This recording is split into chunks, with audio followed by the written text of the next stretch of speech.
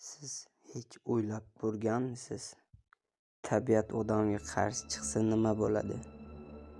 1986-yil Chernobil. Bir soniyada butun shahar yomon tushga aylandi.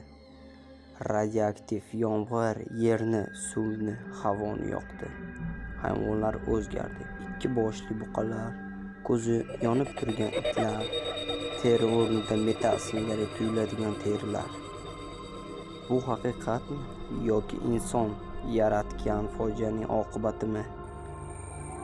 Chernobil hali ham tirik. U yerda hozir ham shovqinsiz hayot bor, lekin bu hayot biz bilgan hayot emas. Agar tabiat odamni kechirmasa nima bo'ladi? Chernobil javob bermaydi. U faqat kuzatadi. Shu kabi voqealar va hodisalar sizga qiziq bo'lsa, obuna bo'lishni unutmang.